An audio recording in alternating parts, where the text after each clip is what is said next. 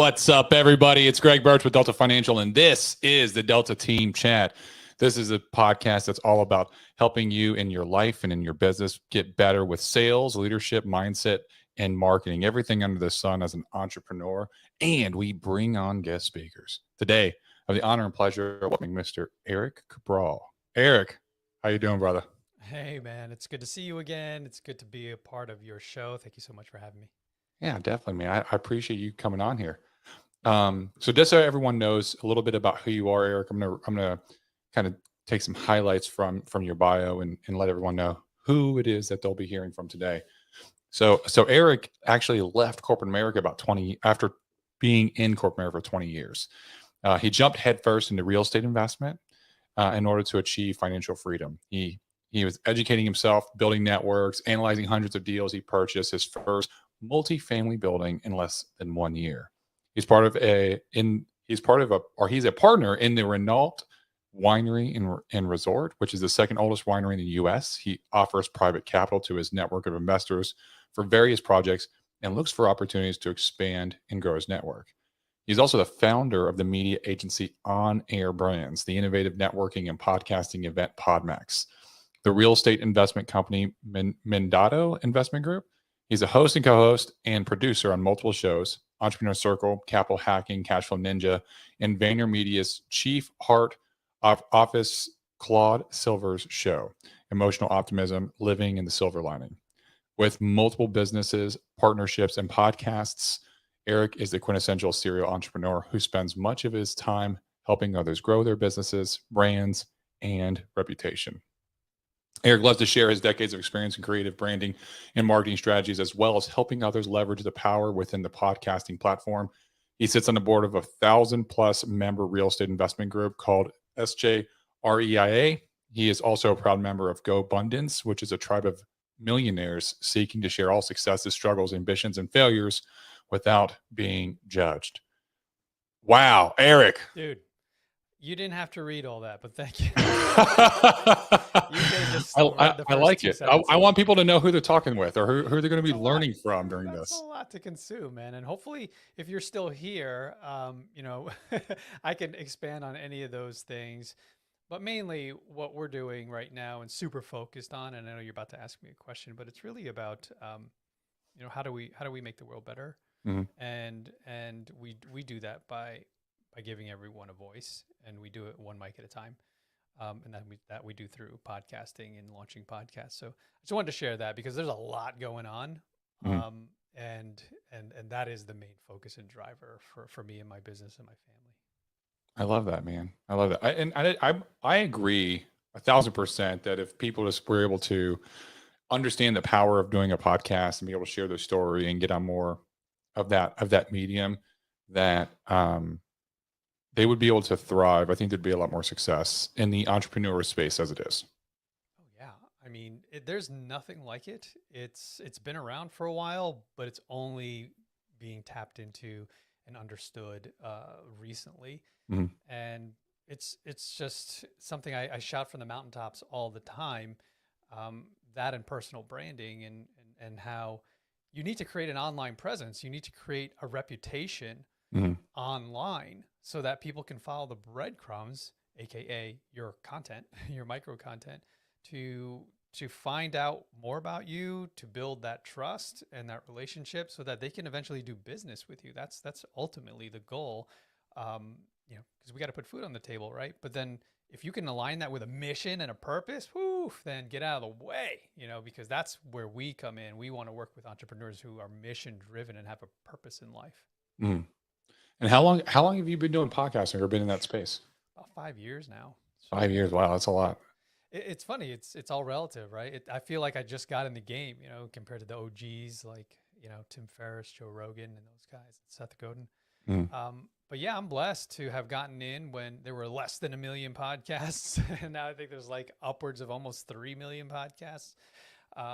Yeah, it's, we're here. It's like meta talking about podcasting while we're actually in a podcast, but you know the benefits. It's crazy. Yeah, it is crazy. Absolutely. So what drove you to say, you know what, I've been in corporate America for 20+ years. I'm ready for something new. Yeah. What was that like? I mean, dude, it's anyone who's listening that can feel that pain. I lived it every single day. Groundhog's Day, Bill Murray waking up to the same alarm clock and the same song, and I was like drinking the Kool-Aid and also drinking the water cooler, with coworkers every single day, talking about nonsense, right? Well, we call it the lowest common denominator: television and movies, and then it's like that's all we connected on. And at some point in life, that's okay when you're a teenager, in your 20s maybe. But being in my 30s and then hitting into my mid 40s, I started to realize there's something missing, man. I'm like, I'm not feeling fulfilled. I'm not feeling like I have a purpose. I'm just like building wealth for someone else they don't even know my name. Mm. And for over 20 years, man, I did that, the grind in corporate America. And I'm not crapping on corporate. I learned a ton. Like I wouldn't be here with you. I learned everything that I know about business. It was just a scratch, and an itch that I had. But in order to truly learn, I had to own my own business. But I didn't realize that, and that's a different story. But I will tell you, Greg, that the main driver and the aha moment for me, my eureka moment, was when I was driving to my job, which was an hour and a half away each way, and I had to lay off my team. Like that was my task. I went up the corporate ladder. I was now the manager, and I was managing all these creative types, Mm. graphic designers and proofreaders and editors and account managers and all this stuff, and built the team from 5 people to 25 people. $500,000 business jumped to $2.5 million in less than a year. And this was for big pharma, right? Internal creative agency. So I was that guy. And they said, dude, we love what you're doing, but we're going to outsource everything. India, Ireland, and we want to save money, even though we were making them money. And they're like, lay off your team, just lay everyone off. And I'm like, I just built this from nothing. It was like 5 people, 25 people. You see what happened? But they couldn't care less. So 3 months they gave me, and then they said the last person to leave will be you. When you just close the door and shut the light. So I had 3 months to prepare, which I was blessed, and tell my wife, like, I got to figure out what to do next. And as I was driving, I was listening to an audio book by a man named Robert Kiyosaki. You've heard this story before. Yeah. It's crazy. Like taking the purple pill of Rich Dad, Poor Dad, and him telling us about like, I was financially illiterate and how the system doesn't allow me to understand finances. And yes, that's a victim mindset, but it was true at the time. I didn't know anything about finance. I didn't learn from my parents. They didn't know anything about finance. They filed for bankruptcy twice while I was growing up. And I was so frustrated and I was so angry, and I started punching the steering wheel, dude, out of anger and frustration, but then also inspiration to do something with my freaking life. So that's when I decided, like, I am going to jump in. It sounds like he's talking about real estate, even though he's not really super clear about it, but he talks about it being an avenue towards financial freedom and legacy. I told my wife, I said, I'm going to become a real estate investor. And she's like, what are you talking about? I'm like, I'm leaving corporate America. I don't want to do that anymore. And she's like, okay, I trust you. I love you. Do your thing. And here we are, man. It was crazy. Man, so that is a powerful story. And it seems like that was almost, it wasn't necessarily a rock bottom, but it was enough pressure within the external circumstances that helped you within your mind get over the mindset of jumping in as an entrepreneur and doing something. And I feel like with every entrepreneur, there's usually that moment, right? That they're put against a rock and a hard place, and there's some enlightening path that opens up to them. And it's like they have to take the choice and be like, you know what, this is scary. I'm gonna do this, but I'm going all in. I'm not going back. I know this is like, I've seen that path. I'm not going back. Right. And I love that story. That's fantastic. Now you start into real estate. What's that like? What's the first year of real estate investing like for you? Yeah, it's a fire hose, right? A fire hose of information. So anyone out there who is intrigued by real estate, I highly recommend you start peeling the layers back and trying to figure it out. And one of the major questions that I noticed most, and I was one of them, um, you know, that they jump in and like, what do I do first? Right? There's wholesaling, there's flipping. Like that's the sexy thing on television. So everyone knows flipping houses. Then you start to hear about multifamilies and small multifamilies. Then you hear about commercial, meaning like office buildings and things like that. And well, commercial is also large multifamily units and hundreds of units, apartments. And then you got all other sort of classes like storage and mobile homes. But the thing is, when you're starting out, it's overwhelming because there's a lot of opportunities and a lot of options.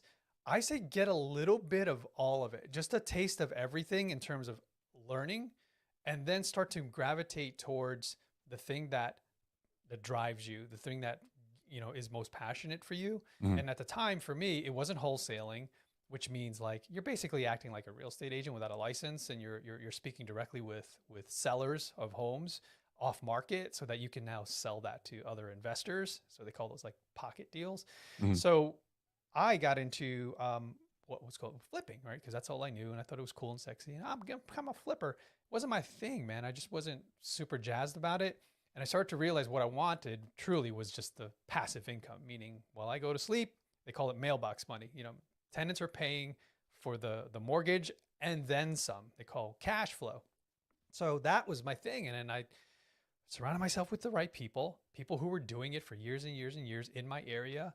Found a ton of people that I connected through Bigger Pockets and found them locally. We started to meet up, and I started to hire a coach, like hire someone who knows more than you and is willing to share the knowledge so that you don't have to make the mistakes that they made.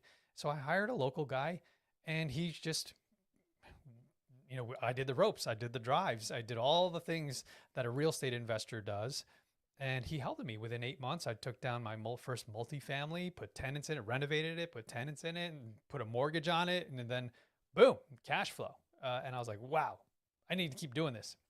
Unfortunately, a different story, Greg, is I'm not currently doing it because I'm focused on other things. But that's what got everything started. That's really, really the catalyst to creating and giving me the confidence to build more business. So you within a year, you were able to get a single family or a multifamily home, Yeah. and get in, jump in. That seems pretty quick. Is that kind of typical, or was that because of the coaching that you paid for? I think the coaching gave me a ton of confidence in knowing that I was investing in the right thing. I, I so being on the board to a local RIA, it's not typical, right? A lot of tire kickers, a lot of fear, a lot of limiting beliefs, and that's the typical person that comes in and they want all the answers before they make a decision. And you know, t- the bad news is you won't have all the information. Like you need to get as much as you can to minimize your risk, but then you have to make a decision and you have to just move forward. That's the best way to learn, as we all here know. Mhm.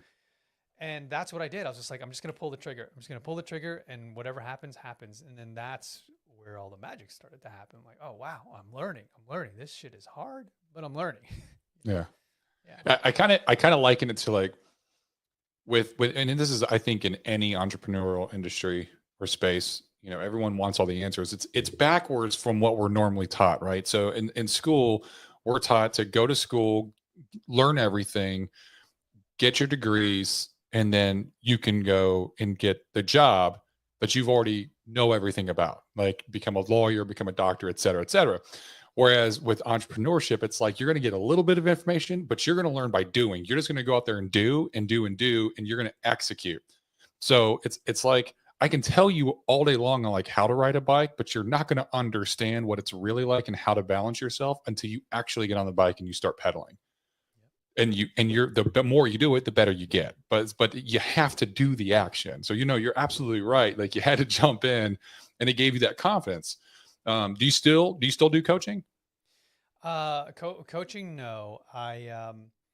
In terms of my real estate guy, no, because I'm not currently active. I'm more a passive investor at this point where, Mm. I just surrounded myself with people that love to do it and they just do it, and then I make money. Um, but you can make more active, most definitely.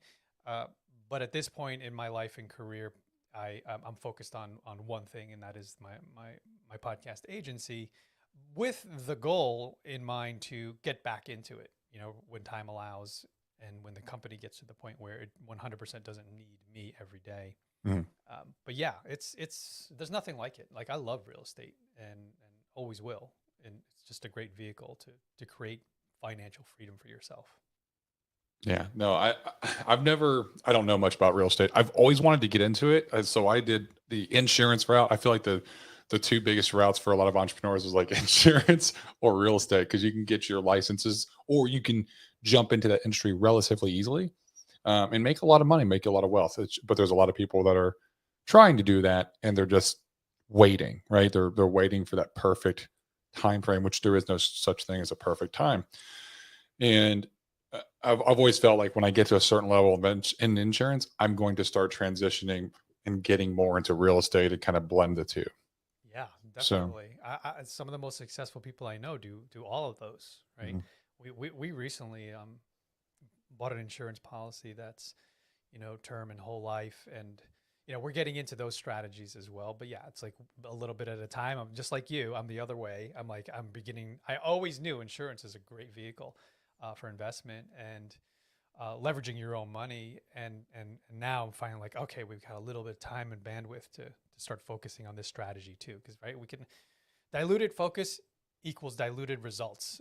That's my mantra for this year, because everything you read in my bio, although it may sound impressive to others, to me, it's like it's nails on a chalkboard, because I'm like, that serial entrepreneur thing was me being a shiny object syndrome guy. Like, Mhm. I want to do it all, and I'm going to do it all. But meanwhile, I'm doing it all, but I'm not doing anything well. So that's my change and my sort of evolution lately, is to just focus on one thing. And I'm seeing the results. It truly works when you can focus. Yeah, no, focus is one of the most powerful forces in the world. I truly believe that. Yeah. It's amazing. So what started you into podcasting? What was that first initial action that got you rolling on that? Yeah, I didn't know it was going to turn into what it is now, where I was just at the Vayner offices yesterday, and one of our clients is like you mentioned, the chief art officer, Claude. And I didn't know that would all happen.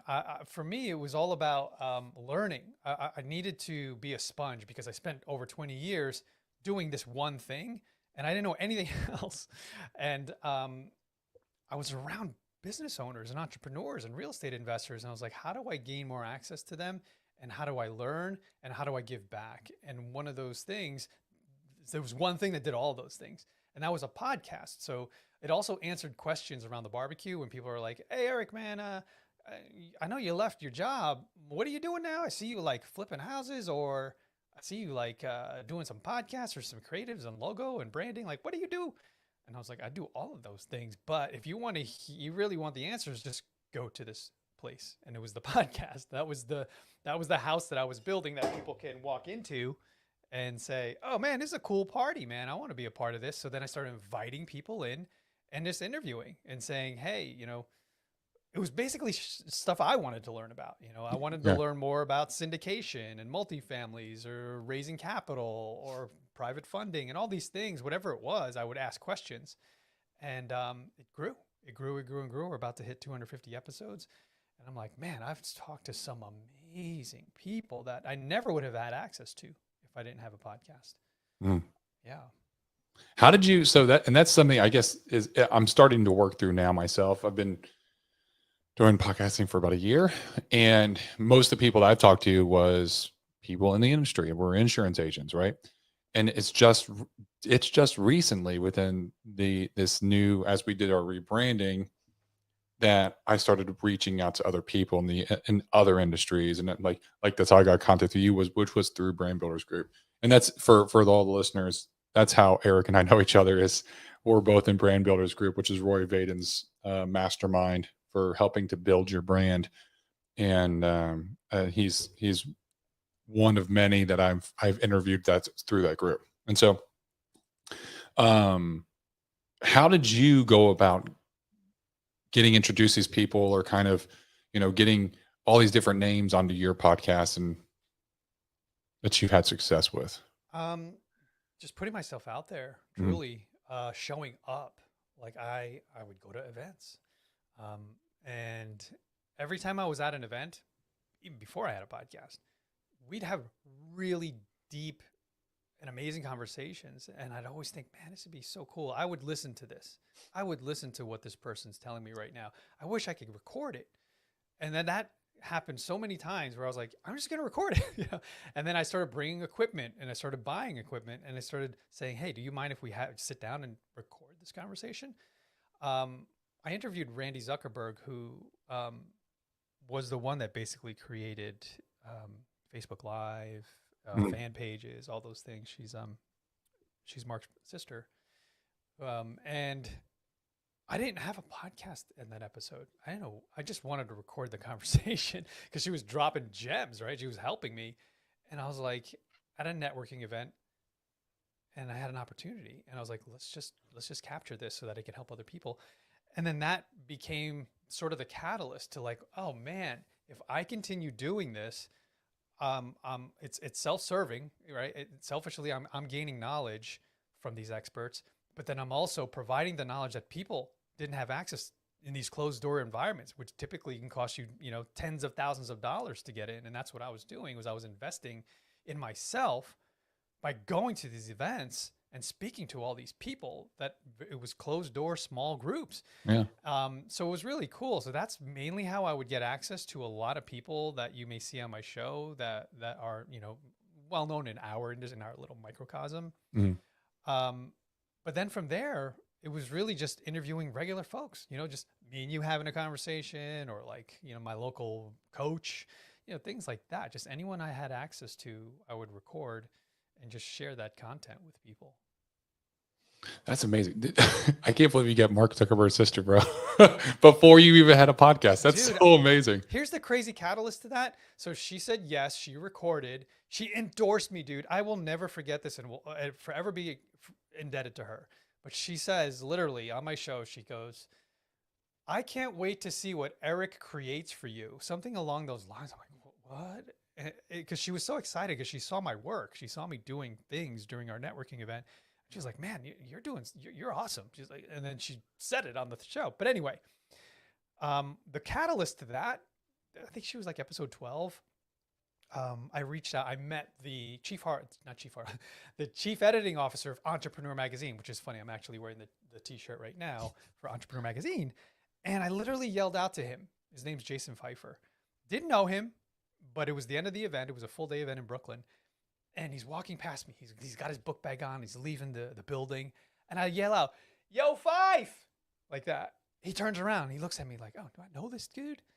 And I walk up to him and I do the bro hug and hand and hug. And I'm like, yo, man, I loved you on stage today. I'd love for you to be on my show, man. Would you have like, some time to chat on my show? And he's like, yeah, cool. What's the name? I go, Entrepreneur Circle. And I remember him looking at me like, oh, Entrepreneur Circle. That's something that we should own, like Entrepreneur the Magazine. I literally ran home because of the look on his face. I trademarked it and spent thousands of dollars trademarking it. But anyway, he said yes. And he told me one of the only reasons he said yes is he saw Randy on my show. He goes, I'm friends with Randy. I saw her on your show. And that's why I said yes, because you only had 12 episodes. I don't say that is a necessity, when you start a podcast, to have big names. I just so happen to be in the right places at the right time. And we didn't have the balls to yell, at certain people. But yeah, it's really about just creating value, right? Creating value to other people's lives that don't have access, don't know how to get to those people. And then you give it to them, and then you give them, hey, here's the knowledge. I'm just sharing it with you. Share. So yeah, I'm blessed, man. It's awesome. That's an amazing story.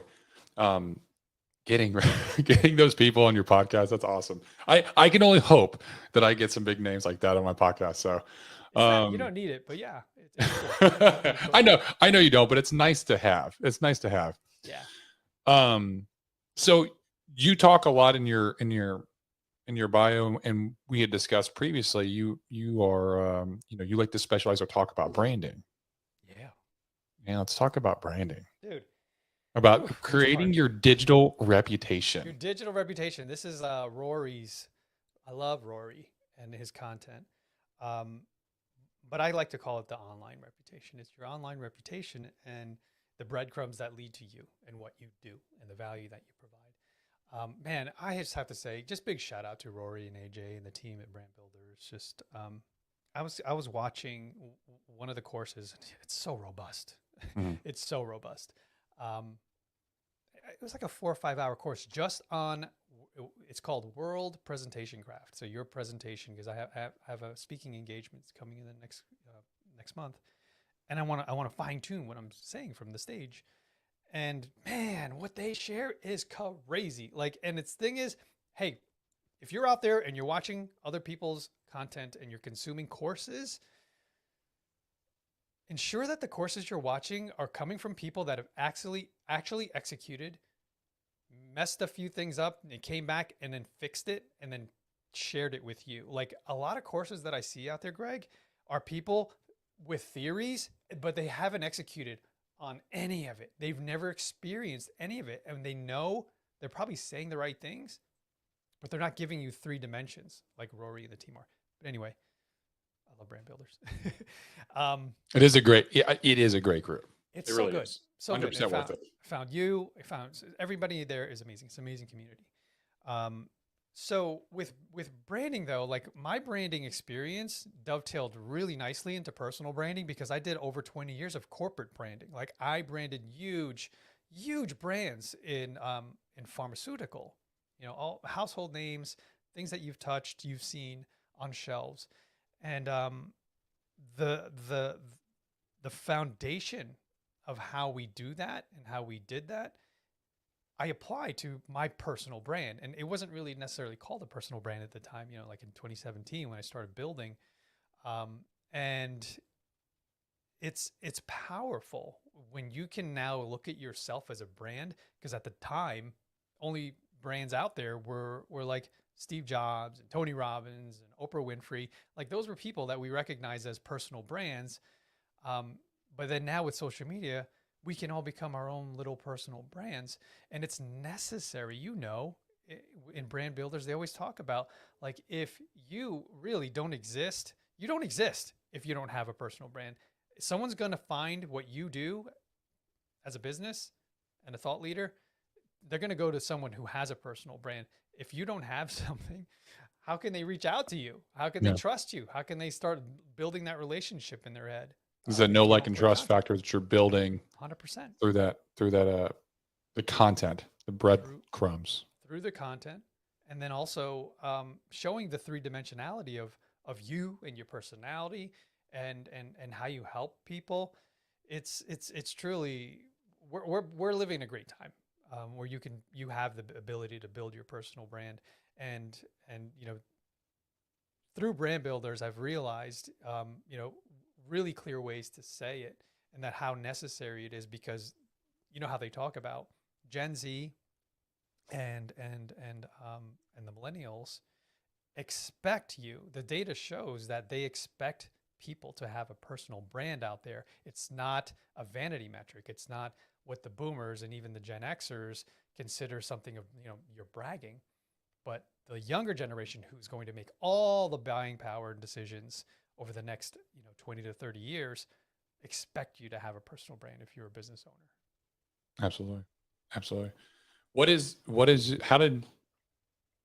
For me, when I was doing my personal branding, I knew what I wanted to do, right? And I knew my audience very well, but coming up with like my one word problem and my one word solution and all that was very challenging for me. Yeah. How was that process for you? Dude, challenging. It's you're looking in the mirror, you're on the couch basically, and you have like a therapist and a counselor to ask you deep questions that are hard to answer, because you need to check yourself. You need to understand. You have to have a high level of self-awareness. So yeah, one word problem is really hard. How do you solve someone's problem? How to uniquely solve it? First off, what is the problem? Identifying what's the problem that you solve, and then how do you solve it? It seems so simple, but it's complex, man. That's why they make it first. You're going through your brand DNA and understanding your brand is one of the hardest things that you'll probably ever do in terms of self-exploration. And then The cool thing about it though is if and when you invest that time to figure out who you are and how you help the world, uh, everything becomes easy after that Yeah. because now you've built the foundation that you can build upon. Now, I don't know how far you are in the training. Have you done the podcast power section? I don't know if I need it, but yeah, That's what I no, was. That's what I was wondering. I was like, did you see it and like watch it and be like, it's great. I did not watch it. I scanned through it. uh, We were potentially going to work with brand builders. I don't want to say the stuff on the show here, but I looked through it and I was like, this is wonderful stuff. There's some things that potentially need updating or just tweaking and modifying, but it's great. Yeah, and it tells you all the things that you need to know in order to be convinced, number one, and then also number two, how to potentially execute on some of these things. But yeah, brand builders, they're very strategic. Like they don't get into the tactics. That's what we focus on. So yeah, it's good, man. But I need to jump into it to see what they're sharing with everyone. yeah. So let's talk about the tactics. Let's talk about what you do with on-air brands and a little bit about your company with Yeah, podcasting. yeah, I appreciate that. So we work very similar to BBG. We work with mission-driven entrepreneurs. We want to make sure that who we're aligning with aligns with our goals Mhm. and our mission, which is to make the world better one mic at a time. And we used to work with people and we let them all go. I hate to say the word, but we fired clients that didn't align with our goals, because we know the power of what we do and we know how it can help people get bigger and better and create more awareness. So we want to make sure that they're doing cool things, right? We want to make sure that that we're all rowing in the same direction. Yes. And Cool. If it's like having a cultural fit, right? yes, Both sides have to fit, yeah, right? Because that client is also a representation of your brand 100. when they are in your company and they're also buying into your services. And if they're not going the same way and they're pulling direction other way, that is a representation of your brand at that point. So I completely agree with that. Oh yeah, yeah. Like we basically could be, in terms of culture, in VaynerMedia. Like on-air brands could be a division of VaynerMedia, which is a goal of mine, by the way. I'm putting it out there, Gary. He's always talking about buying the jets. Well, he could also buy on-air brands at some point. But my point there is there's alignment in culture and there's alignment in the mission. And man, it just becomes easier. It's just when you start working with people and clients that are like the opposite or they don't agree with your core values and your beliefs, it's really hard, man. It's It is really really hard hard. because then they're rowing in a different direction than you, and you're like, oh man. So anyway, that took 5 years to realize, where we were going and who we were looking for. So mission-driven entrepreneurs are people that we love working with, and there is a strategic side. It typically takes 6 to 8 weeks to go deep diving into what you're trying to do with your podcast and how you help people. Mhm. So that's the launch process, about 6 weeks, and then from there, it's a machine. We have now built a machine that's running and gunning for you while you sleep. In terms of you record this podcast like we're doing right now, and then say, Greg, you just upload it, or you don't even need to upload it. It's already in the cloud, right? Like with Riverside, we use Riverside. Yep. It's already there. And then the team accesses all the videos, all the audio. They make a stellar podcast out of it, with an intro, with a mid-roll, or an ad, and then an outro, music and all that, and do all the graphics and the videos and the cover art. And we just basically establish the brand and the look and feel and the sound. And then it's just clockwork. You record, it's there. We take it down and we chop it up and we serve the cookies to the world for you. The Keebler elves are always back there, making cookies and serving it up. So that's what we do, man. And we love doing it for people that we love. And yeah, it's fun, man. I love that. That's so awesome. Yeah, because right now I do it all myself. So I'm like sitting there, I'm like, man, Me too. that, I used that to would be do, great. dude. I know. And we're talking to people like you. I remember being that. I think the first, I edited that Randy Zuckerberg episode. I remember doing at least the first 20. And then I realized I created systems and processes. Why don't I just like passed this document to a good buddy of mine who was classically trained in audio engineering. And he's like, yeah, I'll do it. He did it for like 4 years and then finally transitioned to another editor. But then this is how the business started, Greg. And then when I realized I was very streamlined in my processes, I did it for another and then another and another and another. And I was like, oh man, I got dozens of clients here and we're producing a lot of stuff. It is a company. That's awesome, man. That's awesome. Congratulations. Thanks, brother. Isn't it crazy where you end up, right? This, like from the start of your story in corporate America, working up the chain to where you have to fire your team, fire yourself, and you're just like, enough's enough. I don't know these things. You're realizing like you've been hoodwinked your whole life because they basically leave a veil over us to keep us from being able to be successful and understanding finance and all that, which gets you into real estate, which then gets you to where you want to just share these ideas. And here you are. Now you're creating systems and processes that you're actually helping other brands do the same thing. That's amazing. Like that journey right there is amazing. And I love it. Like, there's 3 things I want to share that I recently heard by Alex Hormozy, who's awesome, by the way. If you guys, great podcast, The Game. So good. Such a good podcast. Also, another podcast I recommend that you pointed me to, which is Ryan Stewman, dude. Killer hardcore salesman podcast. I highly recommend that too. Yeah. Recommend my show too, but those guys are just amazing content. I learned so much from listening to those guys. So thanks for sharing that. Yeah, anytime. But Alex said recently, he was like, there's 3 things that you really, really need to know in order to crush. Like if you're in a W-2 and you want to start, you want to be a solopreneur or you want to just own a business and build that business for you and your family and just have freedom, right? Freedom to do whatever you want. This was one of my first meetings today, like I have control. He says, number 1, you got to be a great salesman. You got to be able to sell. Yes. Right? You got to be able to sell an idea and then a product and a service, right? So get really good at that. And you're probably already good at that and you don't even realize it, right? You sell other people's products, you walking around like, man, this new iPhone 18 is amazing. And you start showing it off to people and you're scanning, you're going thumbing through and like, man, I need to go get that. Or like when people love selling other people's products, but when it comes to selling themselves, right? They're like, I don't know, man. I don't want to sell it myself. So that's number 1, he said. He didn't say all that stuff in the middle though, right? Yeah, no. But then number 2, he said, is you have to be good at building. So that's what we just chatted about was like, I started building systems and processes behind what I was doing, basically just capturing every time I moved my mouse and tapped on something and did something on the computer, I would document it. And then they created basically a form and a book to go pass to someone else, the playbook. And then that's building, right? You keep doing that and doing that and doing that over and then start adding more people to do those things. And then he talks about how you have to be a leader. You have to learn leadership skills. So when you start to develop the systems and processes and the company starts to grow, well, then you have to lead the people that are working for you, because if you suck at that, they're going to leave. And then you got to keep looking for new people.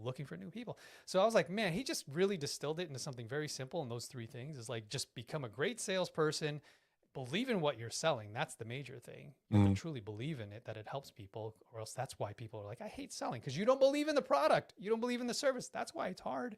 And then number 2, build, learn how to build and document and systems process, and then lead those people. Read a Simon Sinek book about leadership. I love Simon Sinek, by the way. The best. Leaders Eat Last is a fantastic book. Leaders Eat Last, The Infinite Game, and Start With Why.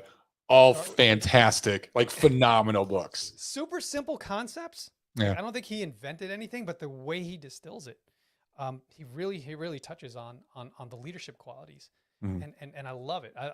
So these are just things I wanted to share because I thought it was very powerful, that content. I agree. And I actually listen to that podcast. I love when people say they're like, "Oh, I'm not good at sales." I'm like, everyone's good at sales. You've been selling your whole life. There's a book called "To Sell Is Human" by Daniel Pink. Oh, wait, let me write that one down. Yeah, it's a great book, and he breaks down how everyone sells. You've been selling your whole life. Like anytime you sell somebody an idea, when you got engaged, you sold that person on the idea of spending their entire life with you. Ultimate sense. And if you're the female, you were selling the man that he should be able to actually propose. It was just a long sales process. 100%. 100%. Yeah. If you're working, you sold yourself to get that job. I mean, yeah, people sell all the time. They don't realize it. And they sell themselves all the time without realizing it. Absolutely. Yeah. We are actually the best salesmen to ourselves. That's how, like, you'll be like, man, I really got to start this solopreneur thing because I'm tired of being where I'm at. And you'll know you have to do it. And then you'll sell yourself to wait to do it later. You got to, you know what? You need more time. You got to learn this, that, the other. You'll sell yourself on waiting. Yeah. And so, yeah, we're always selling. We're selling products, restaurant recommendations, movies, each other. Hey, I want to get a raise. You're selling your boss the idea of why they should give you a raise. It's an everyday occurrence all around us. So if someone's like, oh, I'm not good at sales, I'll be like, okay, hey, when's the last time you made a recommendation on this, that, the other? Oh yeah, well, there's this great bowl. Oh, okay, well, thanks for selling me on that. Like, I appreciate that. Right. It's just they're not aware of it. Yeah. But yeah, we all have that ability. It's a basic human function. Yeah. And then sales and leadership, 100% agree. And what's unique is that in leadership, when it comes to the communication piece of it, I break down leadership into two factors. It's you have to be able to do the work. You have to lead by example. You have to know what you're doing. You have to do the work, and you have to actually do it so that you show others the right way. You have to live beyond reproach, right? You have to be an example for others. And then there's the actual communication piece where you're actually influencing people to do things that they would not normally do without you there. Like if you have to be able to influence them, which is sales, by the way, which is the tactics and the strategies for sales and leadership are literally parallel. They are identical. It is just influencing people. And so that's why a lot of times you'll find leadership has to come after sales, is because you're going to learn all those tactics of influence as a salesperson. You're going to build, you're going to get really, really good at like controlling yourself and leading yourself first by doing the right things, taking the right actions, living a life that's an example that others want to follow. And then you're going to influence them with your previous sales tactics that you've already learned. You're going to influence them to do the same thing. Yeah. It's like simple, right? It's simple, but complex for those who don't know where to start, right? Yeah. Like, they don't realize there's a method to all of this, and everything's out there. Information is free and abundant. You can just grab anything, and learn about sales. The Ultimate Sales Machine is a great book. Og Mandino is so many books. There are so many books about sales specifically, and it's all just gaining knowledge and then executing on that knowledge. That's the thing. A lot of people will just like read books and listen to podcasts and watch YouTube, but they won't do any of the things. It's like, that's how you learn. It's just do the things. Like going back to the beginning of the podcast, right? Just do. That's like Jim Quick. He says that knowledge isn't power. Knowledge is potential power. Yeah. It's actually, you have to act on what you learn, and the action is what gives you power. And also it helps you to learn. Yes. Because then you're like, oh crap, I messed that up. What did I do? How can I do that differently? And it takes a level of this too, Greg, self-awareness and accountability, and responsibility, because a lot of people, if they mess up, will quickly like, who am I going to blame for this one? Right. That's what I was in corporate America. It's like, oh, I messed that up. How can I cover this up? Yeah. Right? How can I point the finger at someone else? It wasn't my fault. So there's a lot of people, and a lot of those people in my life, I had to kind of slowly remove myself, because I didn't want that victim mentality. I wanted to take ownership over my life and my actions. And that's where you truly learn, when you can like sit back, meditate, pray, whatever you want to do, and take the time to analyze what happened so that you can learn from that and grow from it. Yeah. You're not going to, that's a great point. That's such a great point. Having extreme accountability of all your actions and taking ownership of it so that you can learn from it and not do the same actions over and over again. It's okay. It's like being an entrepreneur is it's kind of like juggling a lot of balls, right? That you're going to drop some. It's just that you don't want to drop the same one over and over and over again. And so, and as you drop that one, you learn that specific ball and you identify it so you're not dropping it again, and then you just keep going. There's going to be others that drop, and as those do, you do the same process. And over time, you just become a master juggler. That you still every once in a while make mistakes. It's okay. So Yeah. it just gets easier. But if you're not identifying and taking ownership of those actions that you do on a daily basis, the mistakes that you make, you're going to keep making them, and you're going to you're going to spin your tires, and you're going to stay in place because you're not identifying them and you're not moving past them. Yeah.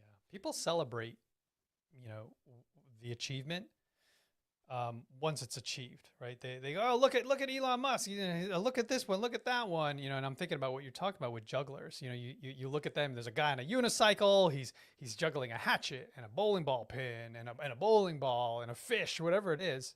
Like, do you think that guy literally just sat on a unicycle and started juggling fire? Like, he was practicing over and over and over and making mistakes, maybe even like cutting his finger or chopping a finger off while he was flipping the hatchet. Mm-hmm. It's like, you got to do the things, and you got to do them over and over and over and over in order to truly get better and to learn and to evolve. And yeah, man, it's something that I learned over the years. It's like, I just wanted the thing. I just wanted to jump to the end, you know, and hack my way through and the shortest way possible to the solution. And that's not how it works. Yes, you can cut corners like I did by hiring a coach. That's one of the best ways to kind of like compress time, because you're leveraging their knowledge.